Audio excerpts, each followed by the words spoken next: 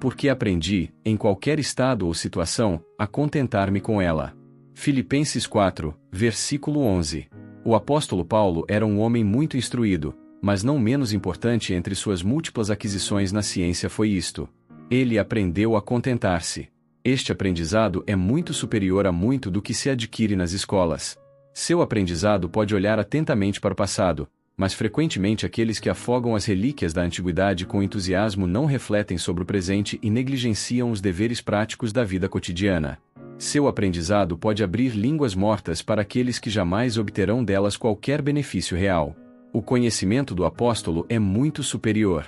Era algo útil, sempre presente e igualmente útil para todas as gerações. Uma das conquistas mais raras, mas também uma das mais desejáveis. Coloco o maior doutor e o mais erudito dos nossos homens de Cambridge na mesma categoria e em um lugar muito inferior em comparação com este erudito apóstolo, pois este é certamente o mais alto grau em humanidades que um homem pode alcançar: ter aprendido, em qualquer estado em que se encontre, a ser contente, em paz e vitorioso. Você verá imediatamente, lendo o texto superficialmente, que o contentamento em todos os estados não é uma propensão natural do homem. As ervas da videira crescem rapidamente. A cobiça, o descontentamento e a murmuração são tão naturais para o homem quanto os espinhos para o solo. Não é preciso semear cardamomo e tomilho.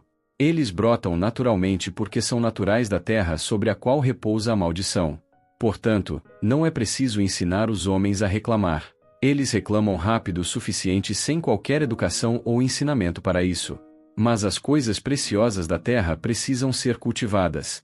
Se queremos trigo, precisamos arar e semear. Se queremos flores, é preciso ter um jardim e todo o cuidado do jardineiro. Ora, o contentamento é uma das flores do céu e, se o queremos, deve ser cultivado. Ela não crescerá em nós por natureza. É somente a nova natureza que pode produzi-la. No entanto, devemos ser especialmente cuidadosos e vigilantes para manter e cultivar a graça que Deus semeou nela. Paulo diz: aprendi a viver contente. Tanta coisa para dizer que eu não sabia antes.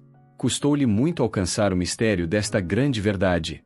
Sem dúvida, às vezes ele pensava que tinha aprendido e depois sucumbia. Frequentemente, também, como os meninos da escola, ele batia nos nós dos dedos. Muitas vezes, achava que não era fácil aprender essa tarefa. E quando finalmente a conseguia e podia dizer: aprendi, em qualquer estado em que me encontre, a me contentar com isso, era um velho Tímalo junto ao túmulo, um pobre prisioneiro trancado na masmorra de Nero, em Roma. Nós, meus irmãos, podemos estar dispostos a suportar as doenças, aflições e dores de Paulo e compartilhar com ele o cárcere frio, se também pudermos, de alguma forma, alcançar tal grau de contentamento. Não se aperceba, nenhum de vocês, de que pode contentar-se sem aprender, ou aprender sem disciplina. Não é um poder que se possa exercer naturalmente, mas uma ciência a ser adquirida gradualmente. As próprias palavras do texto podem sugerir isso, mesmo que não o saibamos por experiência. Não precisamos ser ensinados a lamentar, mas precisamos ser ensinados a concordar com a vontade e a benevolência de nosso Senhor Deus. Quando o apóstolo pronunciou essas palavras, imediatamente as comentou. Leia o 12º versículo. Observe primeiro que o apóstolo disse que sabia ser humilhado. Este é um conhecimento maravilhoso. Quando todos os homens nos honram, podemos muito bem ficar contentes. Mas quando o dedo do flagelo nos é apontado, quando nosso caráter é tido em má fama e os homens nos pisoteiam e pisoteiam à beira da estrada, é necessário muito conhecimento do Evangelho para poder suportar isso com paciência e ainda mais com alegria. Quando crescemos e crescemos em posição, honra e estima humana, é fácil nos contentarmos. Mas quando temos que dizer a João Batista, devo diminuir, ou quando vemos algum outro servo promovido ao nosso lugar, e outro homem com a palma que tanto almejamos segurar, não é fácil ficar parado e, sem sentimento de inveja, clamar a Moisés: quem me dera que todos os servos do Senhor fossem profetas. Ouvir outro homem ser elogiado às suas próprias custas e ver suas próprias virtudes serem usadas como contraste para expor a excelência superior de um novo rival, isso, eu digo, está além da natureza humana. Ser capaz de suportar isso com alegria e gratidão e bendizer a Deus. Deve haver algo nobre no coração do homem que seja capaz de abandonar todas as suas honras tão voluntariamente quanto as assumiu. Quando ele pode se submeter tão alegremente a Cristo para humilhá-lo, a ponto de ele o elevar e sentá-lo em um trono. E, no entanto, meus irmãos, nenhum de nós aprendeu o que o apóstolo sabia, se não estivermos prontos para glorificar a Cristo pela vergonha, pela ignomínia e pelo opróbrio, como pela honra e pela estima entre os homens. Devemos estar prontos para renunciar a tudo por ele. Devemos estar dispostos a descer para que o nome de Cristo se levante e seja mais conhecido e glorificado entre os homens. Eu sei passar por humilhação, diz o apóstolo. Seu segundo conhecimento é igualmente valioso. Eu sei ter abundância. Há muitos homens que sabem pouco como ser humilhados, que não sabem nada sobre abundar ou ter abundância. Quando são colocados na sepultura com José, olham para cima e veem a promessa estrelada e aguardam uma saída. Mas quando são colocados no topo de um pináculo, no trono como José foi colocado, suas cabeças ficam mudas e estão prestes a cair. Quando eram pobres, lutavam contra a pobreza, como disse um dos nossos poetas nacionais. No entanto, muitas coisas, impossíveis de imaginar, foram necessariamente levadas à perfeição total. A ousadia da alma vem daí, a agudeza do espírito ativo e da diligência, a prudência ao mesmo tempo e a força que ela confere. E se tivermos paciência, isso consertará nossas vidas. Mas observe os mesmos homens depois que o sucesso coroou suas lutas. Seus problemas acabaram. Eles são ricos e abundantes em bens. E você não viu muitas vezes um homem que saltou do nada para a riqueza, quão orgulhoso ele se torna, quão vaidoso, quão intolerante. Ninguém imaginaria que aquele homem jamais tivesse uma loja ou um emprego mais humilde ou comum. Você não acreditaria que aquele homem, em algum momento, costumava vender velas, não é? Ele é tão grande aos seus próprios olhos que alguém poderia pensar que o sangue de todos os Césares deve correr em suas veias. Ele não conhece seus velhos conhecidos, o amigo familiar de outros tempos, ele agora passa com apenas um vislumbre de reconhecimento. O homem não sabe como ser próspero. Ele se tornou orgulhoso. Ele é exaltado acima da média. Houve homens que, por um tempo, foram elevados à popularidade na igreja. Eles pregaram com sucesso e fizeram um trabalho poderoso, pelo menos em termos de popularidade. É por isso que o povo os honrava. Mas então se tornaram tiranos. Eles cobiçavam a autoridade. Desprezavam todos os outros, como se os outros homens fossem pequenos pigmeus e eles, gigantes. Sua conduta era intolerável e logo foram derrubados de seus altos cargos, porque não sabiam como ter abundância. Ou então não serão derrubados aqui. Pior ainda, serão na eternidade. Certa vez, um pedaço de papel foi colocado no púlpito de George Whitefield como advertência para esse fim. Um jovem que recentemente herdou uma grande fortuna pede as orações da congregação para que Deus tenha misericórdia dele e lhe conceda graça. A oração foi bem feita, pois quando subimos a colina, precisamos de oração para nos manter firmes. Ao descer a colina da fortuna, não há metade do medo de tropeçar. O cristão frequentemente desonra mais sua profissão de fé na prosperidade do que quando está sendo humilhado. Há outro perigo, o perigo de se tornar mundano. Quando um homem descobre que sua riqueza está aumentando, é de se admirar como o ouro gruda em seus dedos. O homem que tinha apenas o suficiente pensou que, se tivesse mais do que precisava, seria extremamente generoso. Com uma bolsa de centavos, ele tinha um coração de milhões. Mas agora, com uma bolsa de milhões, ele tem um coração de centavos. Ele descobre que o dinheiro gruda e não consegue tirá-lo do seu coração. Você já ouviu falar da aranha chamada fiandeira de dinheiro? Não sei por que se chama assim, exceto que é uma daquelas aranhas que você não consegue tirar dos dedos. Ela fica em uma mão, depois na outra, depois na manga, fica aqui e ali. Você não consegue se livrar dela a menos que a esmague completamente. Assim acontece com muitos que têm abundância. É melhor que eles logo destruam esse amor pelo dinheiro, ou serão eternamente esmagados, onde não valerão nada. O ouro é uma coisa boa quando usado. Força, os nervos do comércio, a obra de Deus e a caridade. Mas é uma coisa ruim quando colocada no coração e gera ferrugem infestada. Ouro é uma coisa boa para se apoiar, mas uma coisa ruim para se ter nas costas ou na cabeça. Não importa quão preciosa e boa seja uma terra, se o homem que a possui for simplesmente enterrado vivo nela. Oh, quantos cristãos pareciam ter sido destruídos por suas riquezas! Quão frágil a alma e a negligência das coisas espirituais foram trazidas pela própria misericórdia e generosidade de Deus. No entanto, isso não é uma questão de necessidade, pois o apóstolo Paulo nos diz que ele sabia como ter abundância. Quando tinha muito, sabia como usá-lo. Ele havia pedido a Deus que pudesse ser mantido humilde, que quando estivesse com a vela cheia, pudesse ter muito no navio, que quando seu cálice transbordasse, não o desperdiçasse, que em seu tempo de abundância, pudesse estar pronto para dar aos necessitados e estender, com sua bênção, a proclamação do reino de Deus, e que, como pastor fiel, pudesse guardar tudo o que estava à disposição de seu Senhor. Este é o aprendizado divino. Sei ser humilde e sei ter abundância. O apóstolo continua dizendo: em todo lugar e em todas as coisas, fui instruído a ter fartura e a ter fome. É uma lição divina, permita-me dizer, saber como ser farto, pois os israelitas já foram fartos, e enquanto a carne ainda estava em suas bocas, a ira de Deus veio sobre eles. E muitos pediram misericórdia para satisfazer a concupiscência de seus próprios corações. Como está escrito: o povo sentou-se para comer e beber, e levantou-se para se divertir. A fartura de pão muitas vezes se transformava em fartura de sangue, e isso trazia devastação de espírito.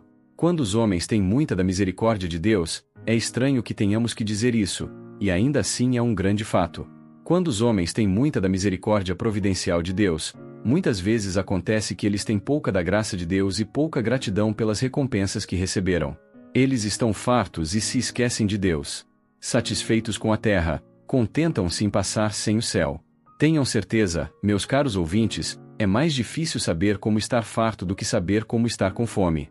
Saber como ter fome é uma lição difícil, mas saber como estar saciado é a lição mais difícil, afinal. Tão desesperadora é a tendência da natureza humana ao orgulho e ao esquecimento de Deus. Assim que temos um estoque dobrado de maná e começamos a acumulá-lo, ele cria vermes e se torna um fedor nas narinas de Deus. Tenha o cuidado de pedir em suas orações que Deus lhe ensine a ser farto, a ter abundância. O apóstolo sabia ainda mais como vivenciar os dois extremos da saciedade e da fome. Que prova é essa? Ter um dia um caminho repleto de misericórdia e, no dia seguinte, encontrar o chão sob seus pés estéril e sem nenhum conforto. Posso facilmente imaginar o pobre contente em sua pobreza, porque está acostumado a ela. Ele é como um pássaro que nasceu em uma gaiola e não sabe o que significa liberdade. Mas para um homem que possuía grande parte dos bens deste mundo e, portanto, está farto, e depois de ter sido levado à pobreza absoluta, ele é como um pássaro que outrora voou com as asas mais altas, mas agora está engaiolado. Esses cotovelos que você às vezes vê nas lojas parecem estar sempre olhando para cima e estão constantemente mordendo os arames das barracas, batendo as asas e querendo voar para longe. Assim será com você, a menos que a graça o impeça. Se você fosse rico, ou mesmo alguém com uma vida financeira estável, e fosse rebaixado à pobreza, você teria dificuldade em saber como sentir fome. De fato, meus irmãos, deve ser uma lição dura. Às vezes reclamamos dos pobres, que eles murmuram. Nós murmuraríamos muito mais do que eles se a sorte deles caísse sobre nós. Sentar-se à mesa onde não há nada para comer e 5 ou 6 crianças chorando por pão quando o pão escasseia foi o suficiente para partir o coração do pai. Ou para a mãe, quando o marido foi levado para o túmulo, olhar ao redor em busca da casa frita, apertar o recém-nascido no peito e olhar para os outros com um coração de viúva, lembrando-se de que não tem um pai para buscar seu sustento. É preciso muita graça para saber sentir fome. E para o homem que perdeu sua situação e andou por Londres inteira, talvez 1000 milhas para conseguir um lugar, e não consegue. Vá para casa e saiba que, quando encontrar a esposa, sua primeira pergunta será: você trouxe pão para casa? Encontrou algo para fazer? E terá que dizer a ela: não havia portas abertas para mim. É difícil sentir o gosto da fome e suportá-la com paciência. Tive que admirar e olhar com uma espécie de reverência para alguns membros desta igreja quando os vi após suas partidas. Eles não contaram a ninguém e não vieram até mim, mas suportaram sua dor em segredo, lutaram heroicamente contra todas as dificuldades e perigos e saíram mais do que vencedores. Irmãos e irmãs, parece uma lição fácil quando você a lê em um livro, mas não é tão fácil quando você a coloca em prática. É difícil saber como estar saciado, mas é algo fiel saber como ter fome. Nosso apóstolo aprendeu ambas as coisas, tanto a ter abundância quanto a passar necessidade. Tendo assim exposto a vocês o próprio comentário do apóstolo Paulo, ampliando as palavras do meu texto, permitam-me retornar à passagem em si. Agora você pode se perguntar por qual curso de estudos ele adquiriu esse estado de espírito tranquilo. E de uma coisa podemos ter certeza, não foi por um processo estoico de autogoverno, mas sim pela fé simples e exclusiva no Filho de Deus. Você pode facilmente imaginar um nobre cuja casa é o lar do luxo, viajando por regiões estrangeiras em busca de descobertas científicas ou partindo para comandar alguma expedição militar a serviço de seu país. Em ambos os casos, ele pode estar muito satisfeito com sua tarefa e sentir que não há do que reclamar, apesar das dificuldades da missão.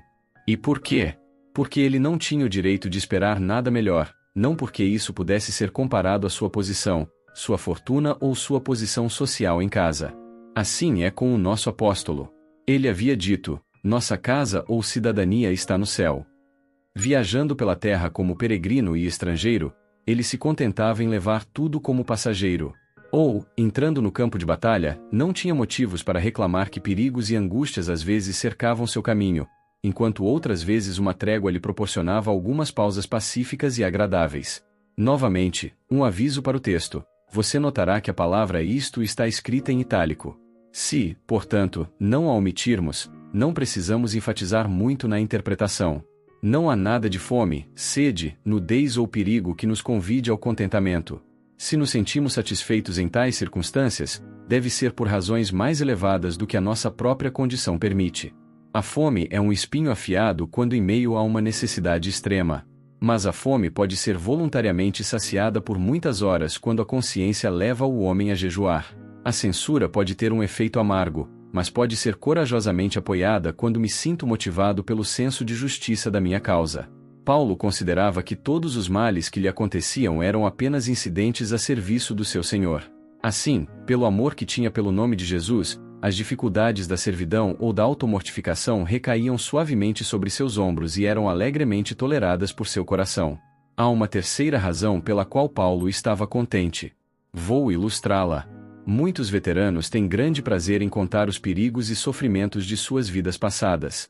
Ele olha para trás com mais do que contentamento, muitas vezes com autogratificação pelos terríveis perigos e angústias de sua carreira heroica. No entanto, o sorriso que ilumina seus olhos e o orgulho que repousa em sua testa alta e enrugada enquanto conta suas histórias não estavam lá quando ele estava no meio das cenas que agora descreve. Somente depois que os perigos passaram, os medos diminuíram e a questão foi resolvida é que seu entusiasmo aumentou. Mas Paulo estava em uma posição vantajosa ali. Em todas essas coisas, disse ele, somos mais que vencedores. Testemunhe sua jornada rumo a Roma, quando o navio em que navegava foi arrebatado e levado por um vento tempestuoso, quando a escuridão cobriu os céus, quando nem o sol nem as estrelas apareceram por muitos dias, quando a esperança se esvaiu em todos os corações, ele sozinho perseverou com coragem. E por quê? O anjo de Deus estava ao seu lado e disse: não tenham medo. Sua fé era predestinada e, como tal, ele tinha tanta paz e contentamento em seu peito enquanto a tribulação durou. Quando ela terminou, a paz estava lá o tempo todo, pois aprendi a me contentar com qualquer estado ou situação.